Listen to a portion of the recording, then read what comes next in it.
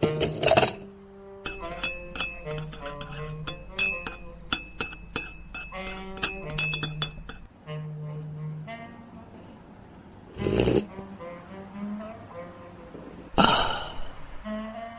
are listening to Coffee Before Pants.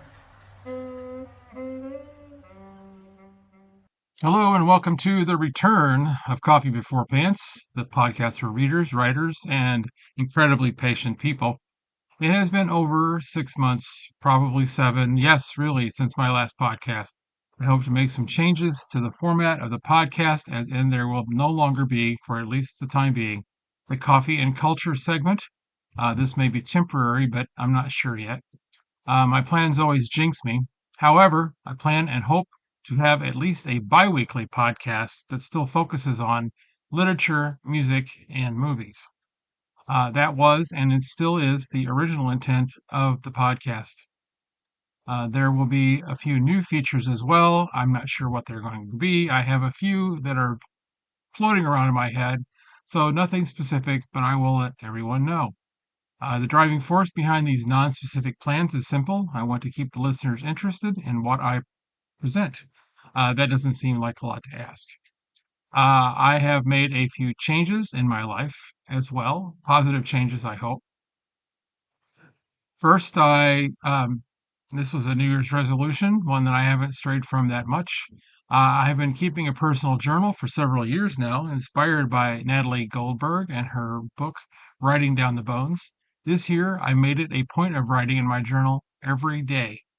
No matter what it was, nobody's going to read it anyway. And for the most part, it has been a success. I've also been writing short fiction, working on that, and essays. More about that in a minute. Secondly, I am striving to reduce or eliminate all the distractions in my environment, my personal headspace, if you will, and that were preventing me from writing and reading, the two of the things that I want to do the most.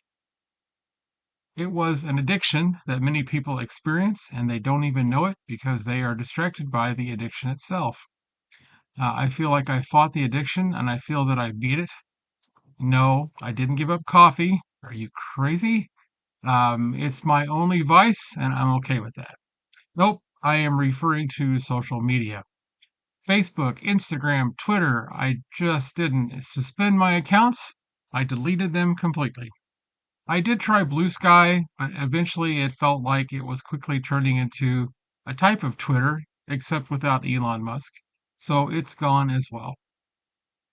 I can't tell you how much better things have been since I did that. I know I lost touch with several people for whom Facebook was the only way to communicate. It can't be helped. I don't have to convince myself I made the right decision. Another reason I left those social platforms, other than the distractions they offered, well, I left Twitter long before it became X, right after Elon Musk bought it. The reason I left Twitter and Meta is simple. Elon Musk and Mark Zuckerberg are, in my opinion, reprehensible people that do not deserve the air they breathe, much less the wealth they acquired. This is not a debate. It is a hill I will die on. And although many people refer to Substack as a social platform, well, it is and it isn't. There are no ads. There are no TikTok videos of people doing stupid things. Not as many bots asking you to follow their OnlyFans account through direct message. It is a place where creative people can connect with others, writers, poets, artists, musicians, and others. Some people have their content as a subscription. Some people publish their work for free. And I am now on Substack. Big surprise. My account is Coffee Before Pants. A big surprise. And I hope to take the opportunity to check out my page. Now that you are all caught up, I think we should dive into the subject of this particular episode. I want to tell you about a few writers that you may not have heard of that are absolutely, in my opinion, worth reading. Several I have mentioned in previous podcasts, excited that I had quote unquote discovered a new writer that I liked. These names bear repeating. First, there is Kevin Brockmeyer. Kevin Brockmeyer was born in Hialeah, Florida. I hope I pronounced that correctly. and raised in Little Rock, Arkansas. He is a graduate of Parkview Arts and Science Magnet High School and Southwest Missouri State University. He taught at the Iowa Writers Workshop, where he received his Master's of Fine Art in 1997 and currently lives in Little Rock. He's the author of 4 novels, which include A Brief History of the Dead and Illuminations. He also has 3 collections of short stories. I read both of the previously mentioned novels and thoroughly enjoyed both of them. I've mentioned Brockmire in previous episodes of the podcast. Both novels lean toward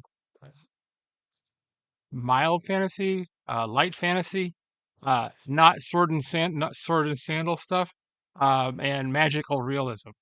I hope to read the rest of his work, and I hope there is more of his works in the future. Next up, Anderson Prunty. Like many others on this list, I've only read a couple of his books, specifically The Driver's Guide to Hitting Pedestrians and We Don't Talk About Her. Prunty's work is both dark and hilarious. He tells a good story.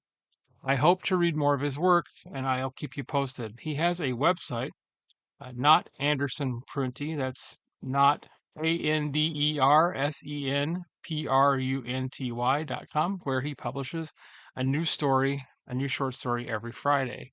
I'll post a link for that in the comments below. Another great storyteller is Daryl Gregory. Please give me more. I read his first novel, Pandemonium, years ago, and as much as I hate to compare books to movies, if you like the movie Fallen with Denzel Washington, then you will probably appreciate this novel. I highly recommend also his more recent Revelator, which just deserves to have a high place in the modern folk horror subgenre. Although the timeline is far from linear, that's one thing I noticed. It's not difficult to keep up. Do yourself a favor and read this one. Okay, moving on. Australian author Jeanette Turner Hospital. She is the author of the novels Borderlands, Oyster, The Ivory Swing, and one of my, I'll say this without any error, one of my all-time favorite books, The Last Magician. Again, it sounds like a fantasy novel. It's not. If you've never heard of this, my recommendation is to read The Last Magician. It's not a fantasy novel, as I said, just in case you were wondering. It is a story of sexual obsession, social ostracism, and murder. It tells the story of Charlie to all the world. Charlie is a successful adult, an in demand photographer, but he is stalked by a cruel childhood secret, which he shares with 3 others, one shrouded in silence. I was completely hooked in by the first paragraph, and don't you love books that have that effect? Here is the first introduction page. In the middle of the journey, I came to myself in a dark wood where the straight way was lost. No, that is not the way to put it. I'm in the middle of darkness. I came to the black fact that there was no straight way. No way on, no way out. This knowledge engulfed me, a thick sack over the head. Suffocation was the least of it. Ah, how hard a thing it is to tell of that wood. Do you see the 2 boulders where the rapids make a sort of courteous ruffle of detour? That was where the bones were found. They were wedged deep down, pushed, prodded under the rocks with the blunt end of something far more complex and disturbing than hate, and they might have been missed for another 10 years. Even rereading this passage gave me the goosebumps. It made me need to reread the book. The story grabs you. It doesn't really let up till the very end.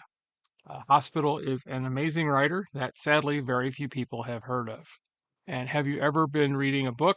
Halfway through, you feel you have to read everything the writer has produced. That's how I felt when I was reading Kevin Wilson's Nothing to See Here. It's the story of a 28-year-old Lillian Breaker who accepts a job at a Tennessee mansion to look after and hide from public view 2 10-year-old twins who burst into flames when they get agitated. Yes, you heard that right. They burst into flames. The story is at once heartbreaking and hilarious. Wilson writes his characters as if he knows them in real life. To me, that is a sign of a good writer. And yes, I'm going to read everything else he has written so far. Next is Barbara Gowdy. She's the author of the novel The Romantic and also a large canon of short stories. The Romantic is her sixth novel. It was a great book. It was longlisted for the Man Booker Prize in the same year, 2003. Her other novels include Mr. Sandman, published in 1995, and The White Bone, published in 1998. Her short story collection, We So Seldom Look on Love, was published in 1992. The title story was the basis of the 1996 film Kissed, directed by Lynn Stopkowich and starring Molly Parker. Uh, Gowdy's characters, for the most part, are not okay. In fact, they lean toward the seriously flawed, just like real humans, which is probably why I love her stories. Last but not least is Shane Jones, the author of The Light Boxes, The Crystal Eaters, and Daniel Fights a Hurricane. Be ready to suspend that disbelief.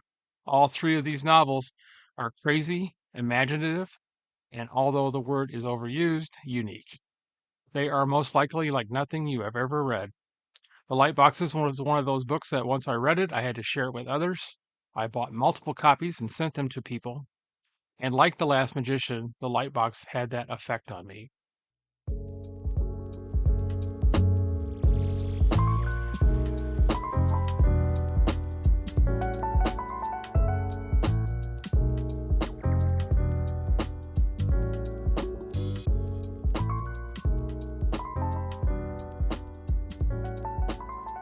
That about wraps it up for now.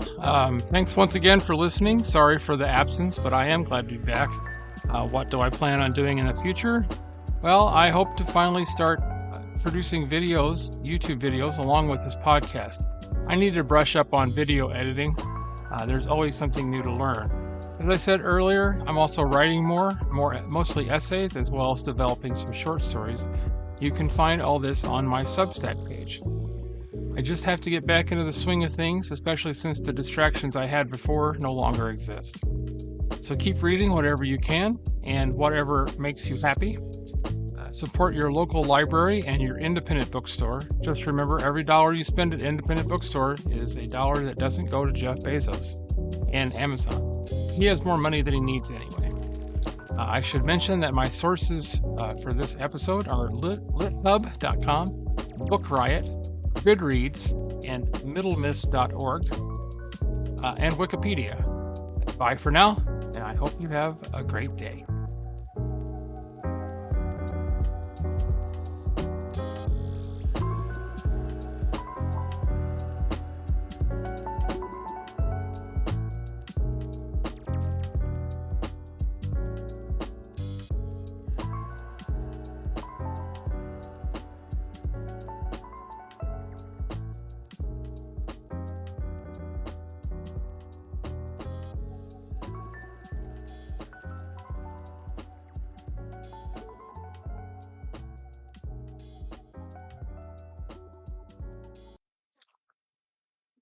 You have been listening to Coffee Before Pants.